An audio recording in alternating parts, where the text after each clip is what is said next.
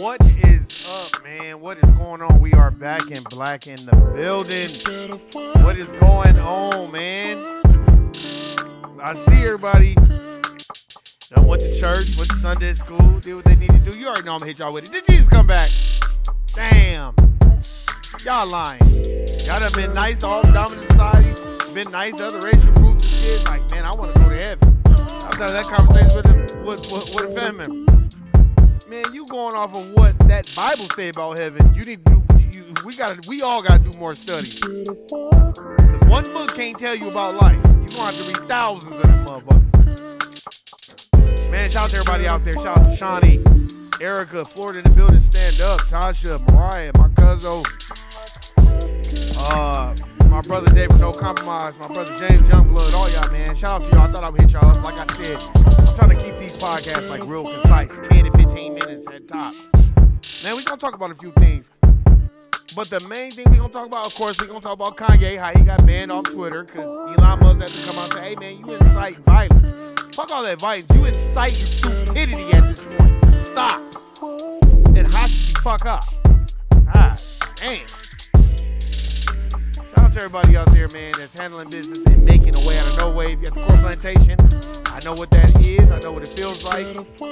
Keep on trucking. Keep on doing what you need to do to survive. Stay in your lane. And we are definitely going to talk about our great brother, Neon Dion Prime Time Sanders. Let's get into it.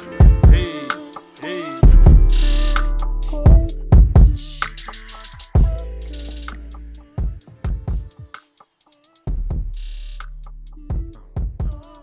Sorry about that, y'all.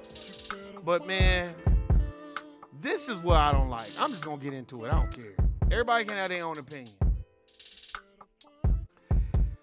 Man, what's going on, Shawnee? What's going on, James Youngblood, man? Look, I want y'all tell me what y'all think. I'm about to give y'all how I feel.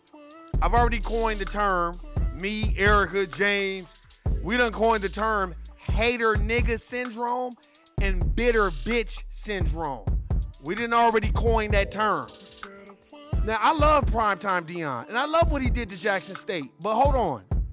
Man, we got to start holding these colleges. First of all, shout out to my brother David from No Compromise. Please go watch his podcast. This is my OG.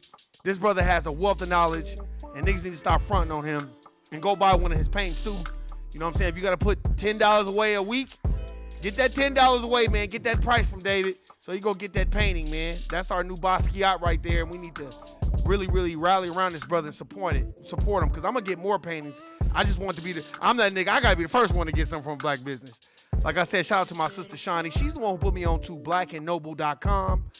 She put me on to them. So I gotta salute my sister Shawnee. Shout out to the homegirl Erica as well, and my brother James Youngblood. But I really want to talk about this right now. And the reason why I want to talk about it, man, because I feel like people might misinterpret what I'm saying, but I don't want y'all to misinterpret. Let's keep it a buck. Okay, first of all, our brother David has spoke about these HBCUs for a long time. I've heard this brother talk about it on his podcast. He's talked about it when we've done spaces. So I've really heard, and then I've done a little bit of research too. First of all, a lot of these HBCUs, the majority of them are owned by white folk. So the dominant society, right? And that's fine. There's no excuse. So if they're owned by the dominant society, then why the hell is the dominant society not putting more money into these HBCUs? It's a tax write-off anyway. So you can pay these coaches what they worth. Now, we don't know the intricate details of why Prime Time, Coach Prime, a.k.a. Deion Sanders, wants to go to Colorado. But I liken it to this. It's like an NBA player who's playing on a team. It may be a predominantly black NBA team. And for more money, he chose another team. I liken it to that. And I see a lot of people kind of like dogging him out. Like, oh, man, how you going to do that? No, how is these HBCUs going to do that to black folk? I don't want to hear. See, we so quick to dog out the face of the situation. But let's remove Prime Time to the side. First of all, Prime didn't have to go to Jackson State. So he went there to try to build the program. He built up the program. Nigga, I need the bag. And motherfucker, see, we pick and choose of who we want to get the bag and who we don't want to get the bag. And we want to me, hold our people to this moral compass while every other racial group is going for the bag, right? And I'm not saying that maybe he should have left, maybe he shouldn't, but man, people are dogging him out for that. And I'm like, damn, well, what's the big deal about them dogging him out about him wanting to leave Jackson State and go somewhere else? I don't see nobody talking shit to Mike Tomlin. That's the coach for the NBA, for the NFL Steelers. I don't see nobody talking shit about all these other black coaches that coach these Pac-10 schools and all these other big-time contract schools. See, this is the thing that we got to learn. HBCUs, they don't have contracts. So they don't get major play with the ABCs and the NBCs and the CBSs and all that, right? But let's look at the HBCUs as a conglomerate. They're owned by the dominant society. Spelman, that was named after Rockefeller's wife or daughter. Morehouse, all these colleges are ran and funded by the dominant society's money. I don't care how much money Bill Cosby and all them, trust me, if the dominant society don't want us to have no college, we ain't gonna have one. This is their infrastructure. We gotta keep it a buck. But what I'm saying is this: why is it everybody is going after Prime Time? We have to kind of let go of that. Well, let's hold him to the fire because he should be leaving Jackson State. And it's like, well, damn, he can't choose a better situation to feed and protect and feed his family. We don't know the intricate details of why Coach Prime wants to leave, and that ain't really our business. We should still support the brother no matter where he at. That's what I'm a firm believer of. We want people to get the bag, but I feel like we want our people to get the bag within reason, right? We have all these faceless strings that we will attach it to black folks' success, but we don't do that to every other racial group. Well, a lot of those young men signed up for that particular college to be under his tutelage, and you are right. And let me tell you something. You are right. No, you are right. But let me tell you this too. He can lead you to the water, but he can't make you drink. So I'm pretty sure that they will in turn get somebody that Deion likes, and they will place him there. And those kids that are there, they're gonna have to work hard no matter what. I always look at it like this: what if Prime didn't choose to go to Jackson State? Would Jackson State be what it is? He did his job. A lot of these HBCUs care more about the band than they do about the damn college team. They just there to watch the halftime show with the band. You know what I mean? I just think people are disappointed in Deion, and I get it. I understand that. Like, damn, I came here for you. I get it. It's like a job. It's like as if your homeboy got you a job somewhere and then he gone. Then he, a year later, he's like, hey man, I'm out. And now you stuck at the job and he gone. And it's true, it is. But a lot of us, we have to learn how to fish. And we can't just allow other people to give us the fish. And we don't, like I said, we don't know the contract issues. And I'm pretty sure it was a lot of frustration behind the scenes with Coach Prime because of the accommodations and the lack of resources, because we got to understand, it ain't like, it's Oregon State or, the Ducks or UCLA or USC that has all these resources.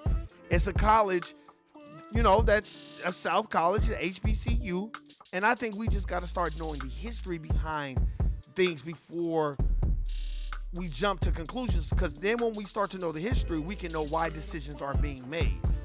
And we have to look at it like this too. Some people are loyalists and some people are loyal to who they are. You know what I mean? And I do agree with, shout out to the homegirl sis Erica. I do agree. You got to look at it from both sides. It's like, damn, Coach Prime, niggas came there to fuck with you.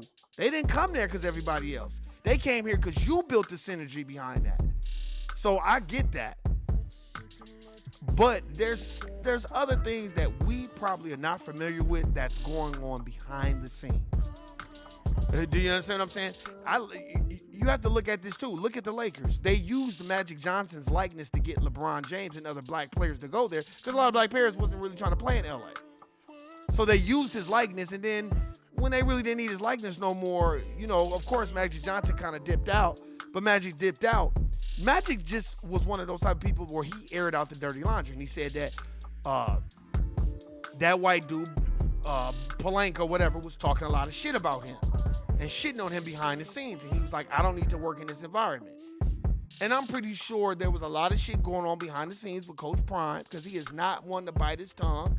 And he probably felt too, like, well, nigga, y'all not even really paying me what I'm worth. And y'all want me to go through all this bullshit? Because let's keep it a buck. These HBCUs do not have resources like these Pac-10 colleges and the Big East colleges, and they don't have those resources. I'm not saying that should deter a black coach from wanting to go there, but there's only so much you can do with the lack of resources. And I'm not making no excuse. Did I feel like he probably should have stayed another year or two? Yeah. I'm with Erica on that, because there were people that could have went to other schools but went there specifically to fuck with Coach Prime. So did you kind of like not railroad people's career, but kind of leave their careers in limbo? Yeah. Some can say that, but I look at it from both sides. We have to look at it from the side of, okay, he chose a different path, and what did he say? And then people were mad like, oh, he didn't do a press conference. I don't need to do no press conference. He did it with his team. He told his team, look, I will be moving. I'm going to find somebody for y'all. It is what it is. They can be mad, they can be sad, or they can take that and they can believe in themselves, and that'll make them stronger. Shout out to the homegirl Erica. That's real. I believe he'll still be a mentor to them whenever he is available. I think his name has a following, so that may have helped. Facts. And you know Coach Prime. We know Dion must be the money. That nigga has always. You gotta understand, he's a god as an athlete. The nigga played baseball and football. So we have to look at that too. And I think we should be so quick to criticize it. It's like I always say, we want billionaires to be activists and we want activists to be billionaires. And that's not how it works. I was looking at that deal, how Jay-Z tried to buy Bacardi. Bacardi was basically like, fuck you. We're not selling to you, nigga.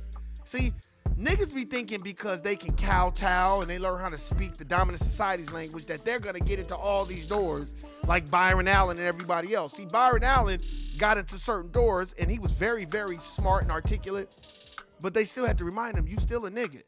And the only thing I don't like about Byron Allen is, from my perspective, is now you want black folk to rally around you, but those channels that you own, I don't see no black programming on them. Because a lot of these black people, they will cater to the dominant society. That's why you got to give Bob Johnson props.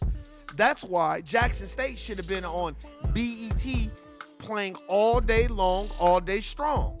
That's a HBCU, and that's a black entertainment television. But we forgot the people who own Viacom are a dominant society, white Jewish community, and they want bullshit. And it's so funny how it's okay to have bullshit when it comes to our systems and our racial group. But when it comes to airing out their dirty laundry, now it's a whole bunch of other bullshit. That's why we gotta kind of like put these differences to the side. Let that nigga Coach Prime go chase the bag. I seen somebody say, well, he ain't gonna be able to have that up there at Colorado State. You know what? At Colorado, he's probably not. And it's probably gonna be a different environment for him. And he may not like it. But it's just like us. We'll work our regular 9-to-5 job, bro. I'm talking about for us that work at the Court Plantation. We'll work our 9-to-5 job. Just hear me out. But we want a nicer house. We want a nicer whip, right? But that 9-to-5 job, let's say it's only paying you $80,000, but you need $100,000. And you know to get that $100,000, you gonna have to go assimilate yourself, kowtow, acquiesce, and get around the dominant society. Now, guess what? You might leave that 9-to-5 job and go over there so you get that $20,000. That doesn't mean you're going to like it. That doesn't mean that it's going to be fun and it's going to be easy. But you did chase the bag. And we do have to understand, like I said before, y'all act like HBCUs are on regular television. You know how I felt out about HBCUs? A different world. And growing up in the West Coast, we don't have no HBCUs in California like that. So I thought it was all USC and UCLA and shit like that. I never knew about HBCUs until I'm watching A Different World. And then as I get older, I start to see, the branding of HBCUs. And you see that, you're like, what is an HBCU? Then you hear people say historically black college. It's like, oh, okay, cool. But one thing I did not know, that HBCUs are 90% funded by the dominant society.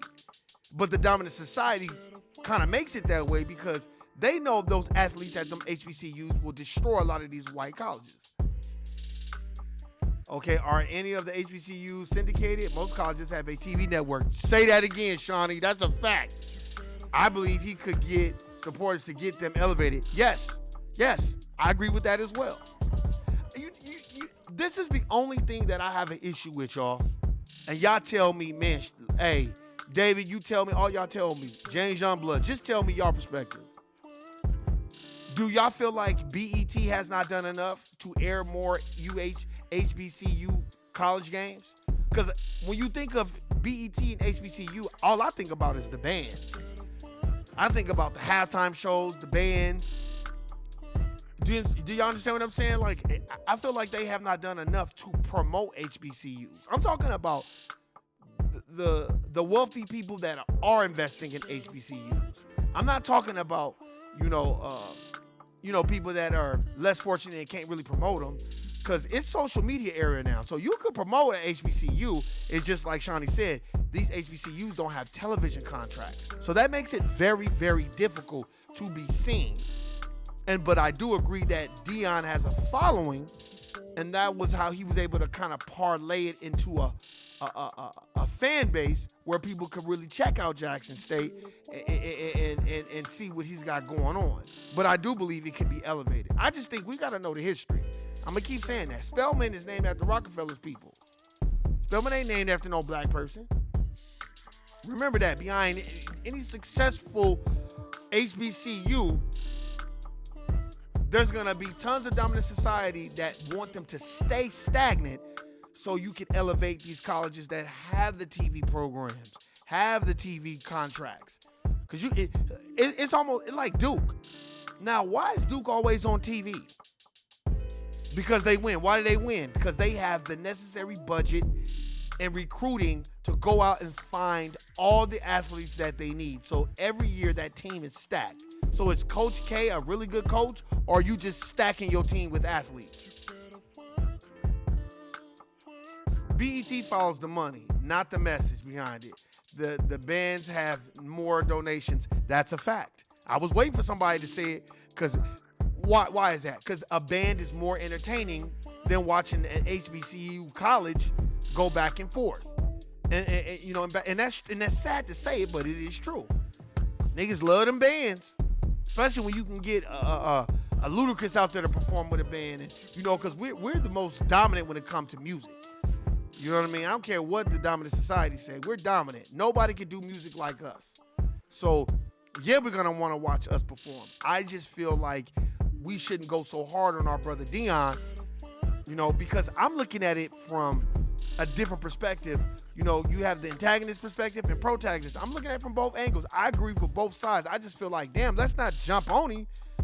Niggas is acting like he going from Jackson State to USC. Let's go to Colorado. It's like, god damn. And they kind of like crucifying him a little bit and holding him to the cross, like, you know what I mean? Like, okay, now you at Jackson State, so now you can't ever leave no HBCU. And it's like, well, if you knew the history of HBCUs, they're not even owned by black folk. Those colleges are owned, protected, and sought out after the dominant society, and we have to understand that. As Erica and Shawnee would say, let's look at Bethune-Cookman University. Well, Mary McLeod Bethune was one of the people helping Margaret Sanger sterilize black folk. So we have to understand that. We have to understand these circumstances and understand that a lot of us, we gonna chase the bag. Well, what percentage of Jackson State represents the black Americans? We are in the trend and trendsetters. Facts. And we got to understand, too, while we talk about Dion, why are we not talking about your boy that stole all that money from Mississippi, Brett Favre? You see what I'm saying? And you got to know who's promoting these algorithms to take us away from what's really going on. Even the Kanye West shit. He's still talking about him. He shouldn't even be relevant at this point. That's what I was having this conversation, and I said, Kanye's going to take away from our point of reparations and take away from our point of galvanizing a movement, and he's going to make it about him. And what has he done? He has made it about him. No, I don't agree with that biggest shit. I agree with this. The dominant society as a whole is a system. So I'm not just going to point out the white Jewish community. No. Nigga, I ain't no bigot. I'm talking about the system of racism, white supremacy, and establishing the system of justice. They all fall under that system. Do they just happen to run everything? Yeah, but that's still global racism, white supremacy. Why is everybody like, oh, well, it's Jews? Yeah, okay, we can say that, but what would we classify them as? What if white? So we have to understand that. We got to understand that. And we have to stop letting these little battles get in the way of bigger issues that we have. You understand what I'm saying? And you got to stop allowing them to put you in a corner where it looks like you're a bigot. Oh, well, such and such. I was having this conversation the other day. I have conversations all the time.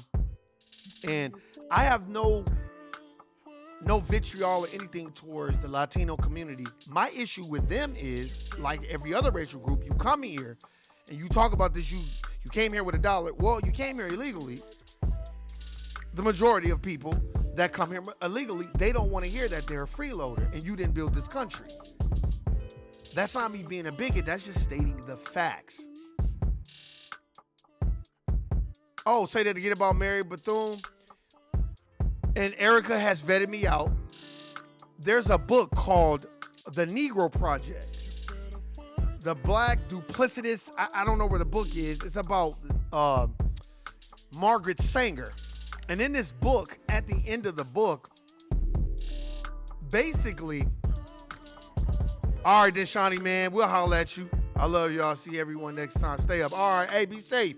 Everybody send our prayers and our thoughts and everything to Shawnee, man. She's dealing with difficult times right now, with our families. And she just had a tough, ever since I've known Shawnee, she's had it tough, man. And, she's not one to be telling all her personal business and stuff like that. But I'll just say this, and I'm not going to put a lot of it out there. I'm just going to say this. Send the positive energy Shawnee's way, man. She's going through a lot.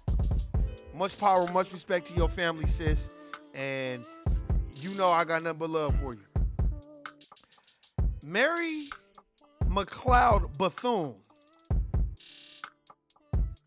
She was one of the people that Margaret Sanger was able to basically become the House Whip. I don't know if y'all understand what a House Whip is.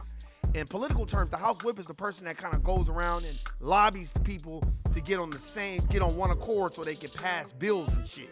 So Margaret Sanger was being the house whip with Mary McLeod Bethune to get her to support Planned Parenthood for black folk.